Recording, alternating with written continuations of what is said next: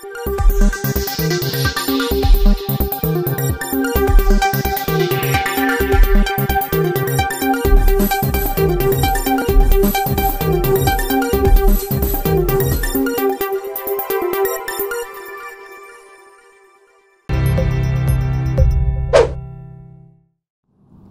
सरकार की अग्निपथ योजना के विरोध में कांग्रेस के देशव्यापी आह्वान के तहत सोमवार को डूंगरपुर में भी विधानसभा स्तर पर सत्याग्रह किया गया।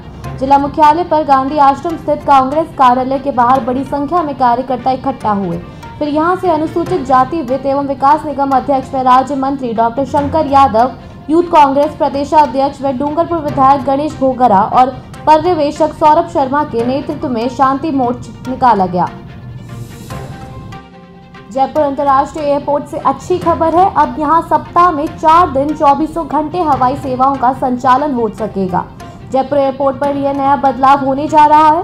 इसके तहत अब सप्ताह में केवल 3 दिन ही मेंटेनेंस कारणों के चलते रेलवे को बंद रखा जाएगा। अभी तक जयपुर एयरपोर्ट से केवल रविवार को ही 24 घंटे फ्लाइट चल रही थी। देरा जालौर में दर्दनाक सड़क हादसे में 5 दोस्तों के सिर में गंभीर चोट लगने से मौत हो गई। गौरतलब है कि परिवार वाले रामलाल, मानाराम, छगनलाल, कमलेश और दिनेश का इंतजार कर रहे थे, लेकिन उनकी मौत की खबर पहुंची तो कोहराम मच गया। ये 5 दोस्त खाना खाने के लिए बाहर गए थे और वापस लौट रहे थे, तभी ये भीषण सड़क हादसा घटित हुआ। और वहीं पाली में भी देर रात हुए हादसे में 2 लोगों की मौत हो गई। भ्रष्टाचार निरोधक ब्यूरो के दलों ने कथित रिश्वत के अलग अलग मामलों में उप निरीक्षक सहित 4 लोगों को गिरफ्तार किया। ये जानकारी अधिकारियों ने दी है। ब्यूरो के महानिदेशक BL सोनी ने जयपुर में बताया कि जोधपुर ग्रामीण के महिला थाने में तैनात उप निरीक्षक गिरधारी लाल को परिवादी के खिलाफ दर्ज मामले में अंतिम रिपोर्ट देने की एवज में 1 लाख रुपए की रिश्वत लेते रंगे हाथों गिरफ्तार किया गया। महाराष्ट्र की राजनीति में घमासान मचा हुआ है। सुप्रीम कोर्ट से एकनाथ शिंदे की सेना को राहत मिलने के बाद फ्लोर टेस्ट कराने की चर्चा भी तेज हो गई है। इन सब के बीच महाराष्ट्र सरकार के लिए अगले 48 घंटे बेहद महत्वपूर्ण होने वाले हैं। राज्यपाल भगत सिंह कोश्यारी खुद संज्ञान लेते हुए फ्लोर टेस्ट कराने का फैसला ले सकते हैं। महाराष्ट्र सरकार के खिलाफ अविश्वास प्रस्ताव लाया जा सकता है। इसकी बीजेपी ने पूरी तैयारी कर ली और वहीं शिंदे की सेना के बिना भी बीजेपी सरकार बनाने का दावा पेश कर सकती है। दक्षिण का द्वार कहे जाने वाले राज्य तेलंगाना में चुनाव अगले साल होने वाले हैं। इसकी तैयारियों की शुरुआत अभी से हो गई है। सत्ताधारी तेलंगाना राष्ट्र समिति, प्रमुख विपक्षी दल कांग्रेस सहित बीजेपी भी चुनावी रंग में रंग चुकी है, पर इस बार सबकी नजरें बीजेपी पर हैं। केंद्रीय मंत्रियों सहित बीजेपी के कई वरिष्ठ नेता राष्ट्रीय कार्यकारिणी की बैठक से पहले राज्य के 119 निर्वाचन क्षेत्रों में 2 दिन बिताएंगे। आजकल आधार और पैन कार्ड 2 सबसे जरूरी डॉक्यूमेंट बन चुके हैं। आधार कार्ड एक जरूरी ID प्रूफ डॉक्यूमेंट है, वहीं पैन कार्ड का इस्तेमाल सभी जरूरी वित्तीय कामों में किया जाता है। इनकम टैक्स के नियमों के अनुसार पैन कार्ड और आधार कार्ड को लिंक करना बहुत जरूरी है। अगर किसी व्यक्ति ने अभी तक दोनों को लिंक नहीं कराया है तो जल्द से जल्द लिंक करा ले। 30 जून 2022 तक आप कम जुर्माने के साथ आधार और पैन कार्ड को लिंक करवा सकते हैं। 1 जुलाई से इस काम के लिए आपको 2 गुना जुर्माना देना पड़ेगा। उत्तर प्रदेश में आजमगढ़ और रामपुर उपचुनाव के बाद लोकसभा चुनाव 2024 की चर्चाएं शुरू हो गई हैं। राजनीतिक दलों ने अब 2024 के लोकसभा चुनाव को ध्यान में रखते हुए रणनीति बनाना भी शुरू कर दिया है। इस क्रम में सुभाषपा प्रमुख ओम प्रकाश राजभर ने 2024 में होने वाले लोकसभा चुनाव को लेकर एक बड़ा ऐलान कर दिया है। सुभाषपा प्रमुख ने आगामी लोकसभा चुनाव में यूपी की 5 सीटों पर प्रत्याशी उतारने की बात कही है। प्रधानमंत्री नरेंद्र मोदी 26 जून से 28 जून तक जर्मनी और UAE के दौरे पर रहेंगे। जर्मनी में G7 शिखर सम्मेलन में हिस्सा लेंगे, तो वहीं संयुक्त अरब अमीरात के दौरे पर वो UAE के पूर्व राष्ट्रपति और अबू धाबी शासक शेख खलीफा बिन जायद अल नाहयान के निधन पर शोक व्यक्त भी करेंगे। मुंबई के कुर्ला पूर्व के नायक नगर में देर रात एक 4 मंजिला इमारत ढहने से 3 लोगों की मौत हो गई। इनमें से एक की मौके पर जबकि 2 लोगों का इलाज के दौरान मौत हो गई। वहीं 11 लोग घायल हैं, जिनका अस्पताल में इलाज चल रहा है। मलबे में 25 लोग दब गए थे, 10 लोग अभी भी फंसे हुए हैं।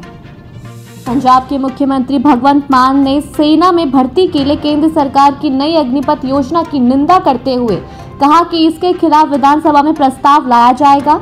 सीएम मान ने अग्निपथ योजना को लेकर प्रतिपक्ष के नेता प्रताप सिंह बाजवा की ओर से पूछे गए एक प्रश्न के जवाब में ये बात कही। उन्होंने कहा कि ये प्रस्ताव सर्वसम्मति के साथ लाया जाएगा। सीएम भगवत मान ने कहा वह अग्निपथ योजना के बिल्कुल खिलाफ है। ये बहुत दुखद है कि 17 साल का एक बच्चा फौज में जाएगा और 21 साल में पूर्व फौजी बन जाएगा। इस उम्र में तो उसकी शादी भी नहीं हुई होगी। वह फौज से बाहर आने के बाद कैंटीन से सामान लेने की सुविधा भी नहीं ले सकेगा। प्रवर्तन निदेशालय से शिवसेना सांसद संजय राउत ने पेशी के लिए वक्त मांगा है। उनके वकील ने मुंबई में ईडी ऑफिस जाकर आज के लिए मोहलत देने को कहा है। गौरतलब है कि ईडी ने समन भेजकर संजय राउत को पूछताछ के लिए बुलाया था। चंडीगढ़ में जीएसटी काउंसिल की 47वीं बैठक शुरू हो चुकी है। काउंसिल 6 महीने के अंतराल के बाद बैठक कर रही है। 2 दिन चलने वाली इस बैठक में ऑनलाइन गेमिंग, कसिनो और घोड़ों की रेस पर 28% जीएसटी लगाने पर विचार किया जा सकता है। गौरतलब है कि राज्य के वित्त मंत्रियों के पैनल की तरफ से ऐसा एक प्रस्ताव पेश किया गया था। इसके अलावा जीएसटी काउंसिल की मीटिंग से पहले पीएम के आर्थिक सलाहकार परिषद के चेयरमैन विवेक देबरॉय ने पेट्रोल डीजल को जीएसटी में शामिल करने की संभावना भी जताई है। गुजरात लोक सेवा आयोग जीपीएससी ने असिस्टेंट सिविल इंजीनियर पदों पर भर्ती के लिए उम्मीदवारों से आवेदन मांगे हैं। इन पदों के लिए आवेदन प्रक्रिया 30 जून को खत्म होने वाली है। इसके लिए उम्मीदवारों को जीपीएससी की ऑफिशियल वेबसाइट पर विजिट करना होगा। भर्ती के लिए जारी नोटिफिकेशन के अनुसार इन पदों के माध्यम से असिस्टेंट सिविल इंजीनियर के कुल 100 खाली पद भरे जाएंगे। मुख्यमंत्री अशोक गहलोत और पूर्व डिप्टी सीएम सचिन पायलट के बीच चल रही जुबानी जंग के बीच राजस्थान कांग्रेस में बड़े फेरबदल के संकेत मिल रहे हैं। अगर सब कुछ ठीक ठाक रहा तो आगामी जुलाई माह में सत्ता और संगठन में बड़े फेरबदल देखने को मिल सकते हैं। जयपुर में 1.5 साल के बाद होने वाले विधानसभा चुनाव के मद्देनजर पार्टी आलकमान सत्ता और संगठन में कई बड़े बदलाव करने की तैयारी में है, जिससे पार्टी कार्यकर्ताओं के साथ साथ असंतुष्ट विधायकों की नाराजगी भी दूर की जाए और एकजुटता के साथ विधानसभा चुनाव में जाया जाए।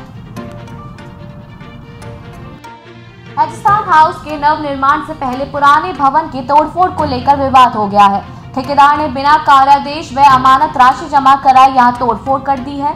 मुख्यमंत्री अशोक गहलोत के निर्देश पर जांच करने पहुंचे अधिकारियों के साथ ठेकेदार के कर्मचारियों ने अभद्रा भी की। मामले के तूल पकड़ने पर सार्वजनिक निर्माण विभाग के अधिकारियों ने ठेकेदार से आनन फानन में सोमवार को अमानत राशि जमा करवाई व कार्यादेश जारी किया। कोरोना के कारण 2 साल बाद 3 मई से शुरू हुई 4 धाम यात्रा के दौरान अब तक 203 तीर्थयात्रियों की मौत हो चुकी है। इनमें से ज्यादातर मौतें दिल के दौरे या अन्य बीमारियों के कारण हुई है। उत्तराखंड आपातकालीन ऑपरेशन सेंटर के मुताबिक यात्रा के 55 दिन के दौरान केदारनाथ यात्रा मार्ग पर सबसे ज्यादा 97 तीर्थयात्रियों की मौत हुई है। बद्रीनाथ धाम में 51, गंगोत्री में 13 और यमुनोत्री में 42 तीर्थयात्रियों की मौत हुई है। 4 धामों के दर्शन करने वाले तीर्थयात्रियों की संख्या 25 लाख को पार कर गई है। प्रवर्तन निदेशालय ने मनी लॉन्ड्रिंग के एक कथित मामले में एबीआईएल समूह के अध्यक्ष अविनाश भोंसले को हिरासत में ले लिया है। एक अधिकारी ने मंगलवार को यह जानकारी दी। भोंसले को इससे पहले यस बैंक के संस्थापक राणा कपूर और दीवान हाउसिंग फाइनेंस कॉर्पोरेशन लिमिटेड के कपिल वधावन से संबंधित कथित भ्रष्टाचार के मामले में केंद्रीय जांच ब्यूरो ने गिरफ्तार किया था। वे मुंबई की आर्थर रोड जेल में बंद थे।